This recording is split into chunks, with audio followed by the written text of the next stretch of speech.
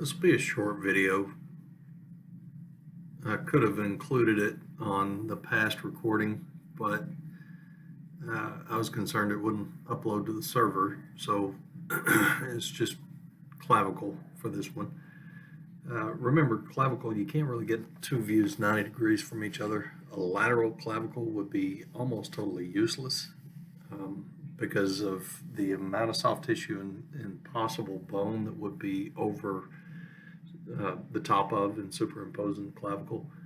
So it kind of breaks the rule of needing two views 90 degrees from each other to make a diagnosis for fractures. But we can't get to 90 degrees from each other, so this is the best really that we can do is AP and AP axial clavicle. Absolutely essential to use tight collimation, so your image receptor size, if you're using CR, would be a 10 by 12, but your collimated field is going to be much smaller than that. So instead of 10, it may be 4 or 5 by 12. So very tight collimation is very important, and then using good positioning of the photocell is also important, and then also still just consider go ahead and using a +2 density on your density controls. Sometimes you'll have exams where you'll do a shoulder and a clavicle all at the same time. So you can use a little bit of a hybrid, or not a hybrid, but an adjusted technique from your AP of the shoulder. So you shoot the AP of the shoulder, you pay attention to what kind of mass it shot, and then maybe cut your mass in about half. You just don't need as much mass for AP of the clavicle as what you do for AP of the shoulder. So you can do that instead of using the +1 or +2. Just adjust your mass from your AP of the shoulder for your AP of the clavicle. So your central ray is going to be to mid clavicle. 10 by 12 crosswise is your image receptor size, but your collimated field is going to be smaller than that. Not in the width, but in the vertical dimension. I've never worked in a hospital where it was routine to shoot a PA, but I've seen registry task questions, test questions out of registry review books that ask specifically what would be the benefit of shooting your AP or your clavicle PA rather than AP, and that would be to reduce OID. So again, if the patient's kyphotic, you might want to shoot them upright, and even if they are kyphotic and upright, you may have to utilize a cephalic central ray angulation even on your AP. So what we're going to do is we're going to evaluate the clavicle from the sternoclavicular joint all the way out to the lateral edge of the clavicle. So again, use tight collimation +1, +2, or set your technique based on your AP of the shoulder if your orders call for AP of the shoulder or shoulder routine as well. Central ray is going to be to mid clavicle, 10 by 12 image receptor size, but with more collimation than 10 by 12. I've never worked in a hospital that routinely shot PA of the clavicles, but in just almost every registry review book, you'll read questions that ask for the benefit of shooting PA clavicle as opposed to AP of the clavicle, and that would be that it reduces OID. So if your patient is kyphotic, you might want to shoot them upright, but keep in mind that even with them upright, if they're kyphotic, you may have to utilize a cephalic central ray angulation.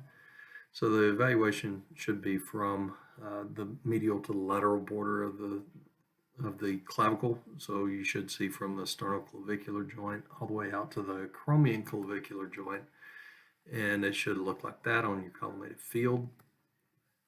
And so you can see the end of the clavicle on both ends, and the clavicle should be, the medial end of the clavicle should be 1, 2, 3, between third and fourth um, rib. So the body position for the axial is the same as for the AP. So some of your textbooks call for a very steep angulation, maybe a 45-degree angulation, and that is really too much of an angulation. Your angulation should be a 15 to 30 degree cephalic angulation depending on two things. One is the patient kyphotic? And the other is, what is the patient's body build? Now, I'm not really talking about body habitus so much as what is their body build. Do they have a great big thick barrel chest? And if they have a thick chest, then what you're going to need is less of an angulation than if the patient has a very thin chest. If you've ever tried to shoot a clavicle on Matilda in the lab, you know that you can't use enough angulation to clear the clavicle from the ribs. She's very thin. 30-degree angulation looks almost like a straight AP on Matilda. So her angulation is just going to be to the clavicle itself. It even becomes more imperative to use tight collimation, probably a +2 density setting, because your angulation is going to be projecting your light field above the shoulder. But keep in mind that your medial end is still going to have some superimposition, but most of your clavicle fractures are going to be mid-shaft clavicle. So that's really not all that big of an issue. So something that did not make it into the PowerPoints, but I want to talk about are AC joints. So AC joints, an AC joint separation, or if you're a sports fan and you've heard of football players having separated shoulders, that's not the same thing as a dislocated shoulder. A separated shoulder is a separation of the AC joint. So this joint's just a fibrous joint, so you got a syndesmosis here. And if you tear that syndesmosis, then they'll classify as separation as being stage 1 through stage 4. Stage 1 means that there's a minor separation and it'll probably heal on its own. The stage 4 is a total disruption of that joint space and your clavicle has no lateral attachment. So when we do AC joints, because the separation can be very subtle, what we're going to do is we're going to do bilateral AC joints. So you're going to have a patient upright. It's going to be very difficult to shoot AC joints with the patient laying down. You could do it by having the patient hold on to something and have them provide traction with their legs. But most of the time you're going to have a patient upright. So the things to remember about AC joints is that you're going to use an image receptor that goes all the way across so that you can image both in a single view. Okay, so you're going to shoot upright 2 views of both sides, one with and without weights. So what you're going to do is you're going to shoot one view on maybe a field size that would be let's say 6 inches vertically by 17 inches horizontally so that you can see both sides. So number 1, upright. Number 2, both sides. So you're going to shoot bilateral. Number 3 is that you're going to shoot with and without weights. And the key to the with weights is, and this is according to textbook positioning, and it has bore no resemblance to clinical practice in my experience. But according to the textbook, what you should be doing is taking the weights and attaching to the patient's wrists.